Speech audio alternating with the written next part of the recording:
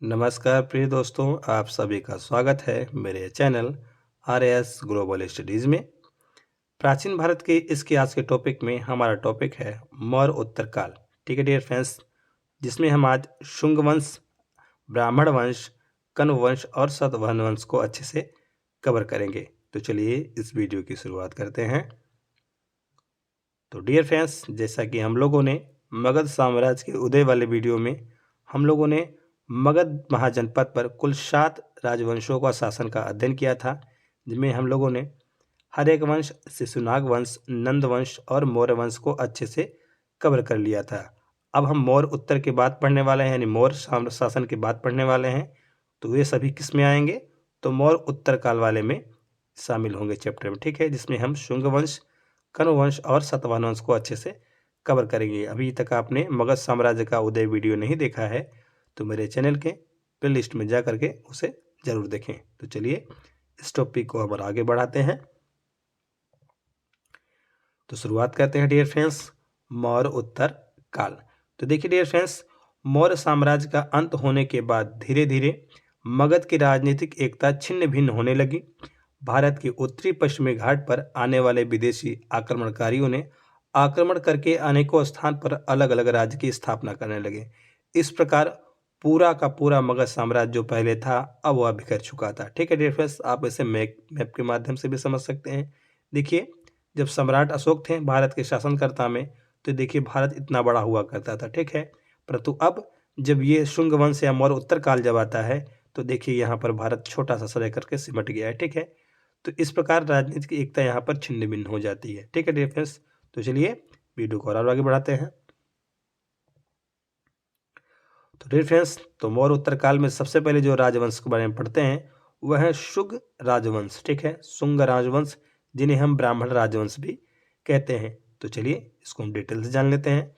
शुंग वंश का स्थापक पुष्यमित्र शुंग था। यह मौर्य साम्राज्य के अंतिम शासक बृहद्रथ के सेनापति था। इसने बृहद्रथ की हत्या की और इसके बाद मौर्य वंश के स्थान पर शुंग वंश की यहाँ पर स्थापना होगी। कौन करेगा? तो पुष्यमित्र शुंग करेगा, मौर्य के अंतिम शासक बृहद्रथ की हत्या करने के बाद। ठीक है डियर फ्रेंड्स, यह प्रथम ब्राह्मण राजवंश था जिसने मगध पर पहली बार देखिए शासन या प्रशासन किया। ठीक है, तो यहाँ पर दो टाइप के प्रश्न बन सकते हैं। एक तो आपसे शुंग वंश बन सकता है, दूसरा आपसे ब्राह्मण राजवंश या फिर वंश बन सकता है। ठीक है, तो दोनों याद रखिएगा, दोनों एक ही है। इसी के साथ देखें तो इसने देखिए अपनी राजधानी विदिशा जो कि मध्य प्रदेश में है वहाँ ये बनाया, जबकि मगध वाले में की राजधानी कहाँ थी डियर फ्रेंड्स? तो वह था आपका पाटलिपुत्र, या मौर्य साम्राज्य में कहाँ था? तो पाटलिपुत्र था। परंतु जब पुष्यमित्र शुंग या शुंग वंश की स्थापना होगी तो वह राजधानी विदिशा ले जाएगा। कहाँ ले जाएगा? विदिशा, जो कि वर्तमान क्षेत्र जो है मध्य प्रदेश में स्थित है। ठीक है, इसी के साथ देखिए तो बौद्ध ग्रंथों में पुष्यमित्र शुंग को बौद्ध द्रोही कहा जाता है, क्योंकि इसने अपने शासनकाल में देखिए बहुत से स्तूपों को नष्ट करवाया था। ठीक है, परंतु कुछ इतिहासकारों का मानना है कि पुष्यमित्र शुंग ने अपने जीवन के अंतिम दिनों में बौद्ध धर्म को समझा और उसने देखिए कई स्तूपों का भी निर्माण कराया। ठीक है, ये इसको बाद में समझ में आया बौद्ध धर्म, और जो इसने स्तूप को तोड़वाए थे इसे बाद में क्या किया? पुनर्निर्मित भी करवाया, जिसमें से डियर फ्रेंड्स, जिसमें से मध्य प्रदेश का भरहूत स्तूप देखा। ठीक है, मध्य प्रदेश का भरहूत स्तूप इसने देखिए पुनः निर्माण भी कराया। जो पहले लकड़ी का बना हुआ था, अब बाद में इसने इसे किसका बनवाया? तो पत्थर का बनवाया। तो ये किसने करवाया था? तो पुष्यमित्र शुंग ने करवाया था। ध्यान देखिए, किसने करवाया? पुष्यमित्र शुंग ने करवाया। फिर से मैं देख लेता हूँ, तो भरहूत स्तूप का निर्माण किसने कराया? तो पुष्यमित्र शुंग ने। ओके डियर फ्रेंड्स, अब हम आगे बढ़ चलते हैं। तो डियर फ्रेंड्स, पुष्यमित्र शुंग ने अपने शासन के दौरान देखिए 2 अश्वमेध यज्ञ कराए थे, जिसके पुरोहित कौन बने? तो पतंजलि, एक बहुत बड़े महर्षि थे। ठीक है, और लेखक भी थे, ये कराए थे। इसी के साथ हम देखते हैं कि इसके शासनकाल के दौरान में कुछ महत्वपूर्ण लेखक और उनमें रचनाएं भी हुई हैं। तो इसी के समय में देखिए बौद्ध पुस्तक जातक ग्रंथ की भी रचना हुई है, और पतंजलि जो एक महान ऋषि हैं उन्होंने महाभाष्य भी लिखा है, और पाणिनि है जिसने अष्टाध्यायी, ठीक है, जिसे संस्कृत का व्याकरण का जनक भी कहा जाता है। इसके बाद मनु है जो मनु स्मृति लिखे हैं। ठीक है डियर फ्रेंड्स, तो ये महत्वपूर्ण लेखक और पुस्तकें रही हैं जो पुष्यमित्र शुंग के शासन काल के दौरान ये लिखी गई हैं। ठीक है डियर फ्रेंड्स, इसी के समय में देखिएगा 2 यवन विदेशी आक्रमण या यूनानी आक्रमण कहें ये भी हुए हैं, परंतु पुष्यमित्र शुंग ने इन्हें देखिए पराजित करके विजय प्राप्त की है। देखिए जिसमें से प्रथम आक्रमण कौन करता है तो डेमेट्रियस करते हैं, जबकि दूसरा आक्रमण देखिए मिनांडर करता है। बौद्ध ग्रंथ में से मिलिंद कहा गया है। ठीक है डियर फ्रेंड्स, तो ये किसके शासनकाल के दौरान आक्रमण किए थे तो पुष्यमित्र शुंग या फिर शुंग राजवंश शासनकाल के दौरान किए थे। ठीक है डियर, तो आई होप ये आपको समझ में आ ही रहा होगा। बढ़ चलते हैं आगे डियर फ्रेंड्स। अब देखते हैं कि मिनांडर देखिए जिसने दूसरी बार यहाँ पर आक्रमण किया था, उसने बौद्ध भिक्षु नागसेन से देखिए बौद्ध धर्म की दीक्षा ली या शिक्षा ली और बौद्ध धर्म को अपना लिया था। ठीक है, पुष्यमित्र शुंग ने देखिए कलिंग नरेश खारवेल से भी युद्ध किया था, परंतु वो पराजित रहा यानी हार गया। ठीक है, इसका याद रखिएगा। पुष्यमित्र के बाद देखिए उसके पुत्र अग्निमित्र शुंग देखिए उसका उत्तराधिकारी बना। कालिदास की रचना मालविका अग्निमित्रम में विदिशा के राजा और मालदीव की राजकुमारी मालविका के प्रेम प्रसंग की देखिए इसमें चर्चा की गई है। किस पुस्तक में की गई है तो मालविका अग्निमित्रम, जिसके रचनाकार कालिदास है। ठीक है, बहुत महत्वपूर्ण बुक है, इसे आप याद भी करते चलिएगा। ठीक है डिफरेंस, शुंग वंश का अंतिम शासक देवभूति हुआ, जिसकी हत्या उसी के मंत्री वसुदेव ने की और यहाँ पर कण्व वंश की देखिए स्थापना होगी। ठीक है, जिस प्रकार मौर्य वंश के अंतिम शासक बृहद्रथ की हत्या कर देखिए पुष्य शुंग की या फिर शुंग वंश की स्थापना होती है, उसी प्रकार देखिए शुंग वंश के अंतिम शासक देवभूति की हत्या कर यहाँ पर कण्व वंश की स्थापना होगी। ठीक है, तो इसको हम आगे जान लेते हैं।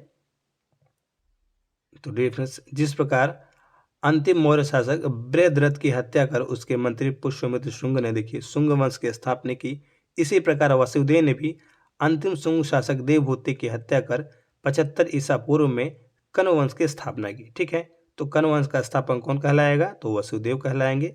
कण्व वंश के अंतिम शासक सुशर्मा था, इसकी हत्या इसी के मंत्री ने देखिए सिमुक ने की और यहाँ पर शतवाहन वंश की स्थापना होगी। कण्व वंश केवल छोटा सा जिससे प्रश्न बनते थे वही सेशन मैंने इसमें शामिल किया गया है। डिफरेंस, तो अब हम क्या कवर करेंगे, अब हम करेंगे सातवाहन वंश को कवर करेंगे। ठीक है, तो चलिए बढ़ चलते हैं।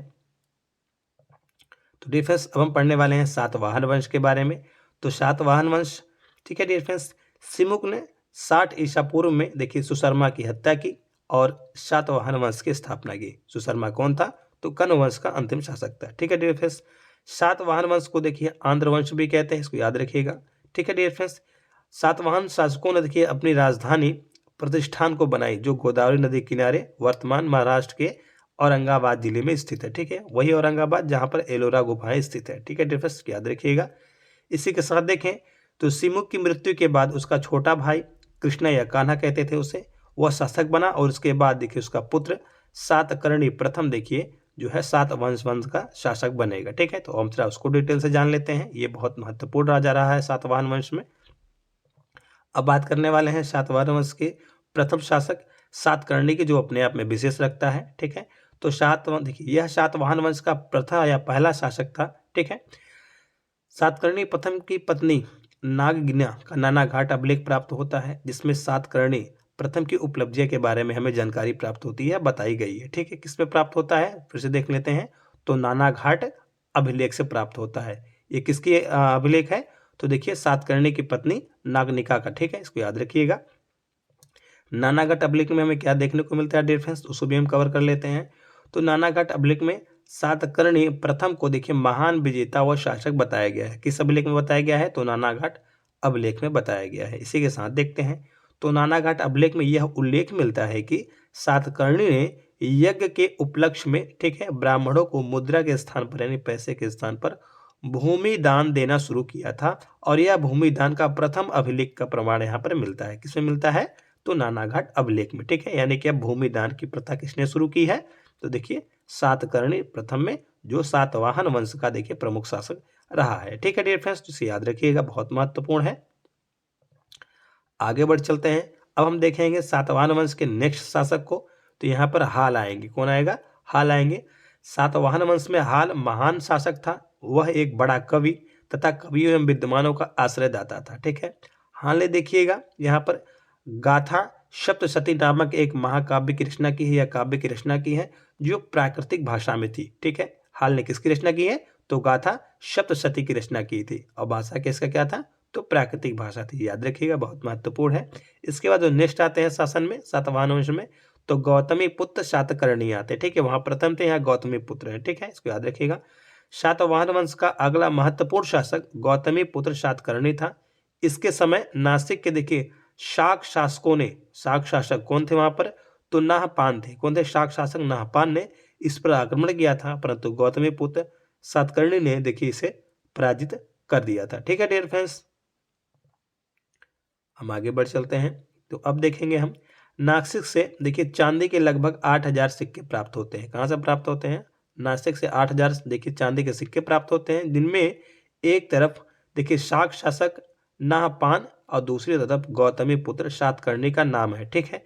जिससे पता चलता है कि गौतमी पुत्र शातकर्णी ने शाक शासक नाहपान को देखिए हराया था। यह प्रमाण मिलता है किससे? इन सिक्कों से हमें प्राप्त या जानकारी प्राप्त होती है कि यहाँ पर सातकर्णी ने नाहपान को हराया था। इसके बाद जो नेक्स्ट शासन आते हैं सातवाहन वंश में, वही यज्ञश्री सातकर्णी, ठीक है डियर फ्रेंड्स। देखिए तो यज्ञश्री सातकर्णी सातवाहन वंश का देखिए अंतिम महत्वपूर्ण राजा था। इसने शाकों द्वारा, जो शाक शासकों ने यहाँ पर क्षेत्र को जीत लिए थे, उस क्षेत्र को इसने दोबारा देखो जीत करके पुनः अपने अधिकार में कर लिया था। किसने किया था? तो यज्ञश्री सातकर्णी, ठीक है। इससे प्रश्न नहीं बनते हैं, तो हम थोड़ा और आगे बढ़ चलते हैं डियर फ्रेंड्स।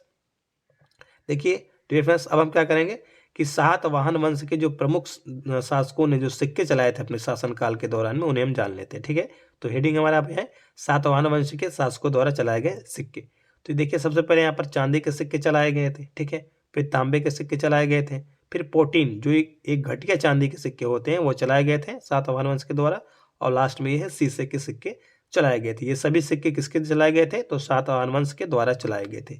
इसके साथ जो मेन महत्वपूर्ण फैक्टर देखें, ठीक है डियर फ्रेंड्स, तो जो सातवाहन समाज था, ठीक है, या राजवंश था, वो मात्र सत्तात्मक था, ठीक है। परंतु इसका अर्थ क्या होगा कि यह अपने नाम से पहले देखिए माता का जो है नाम लगाते, जैसे कि अभी हम लोग देखा यज्ञश्री, ठीक है, सातकर्णी। इसके बाद आपने गौतमी पुत्र सातकर्णी देखा, ये सभी माता के नाम थे।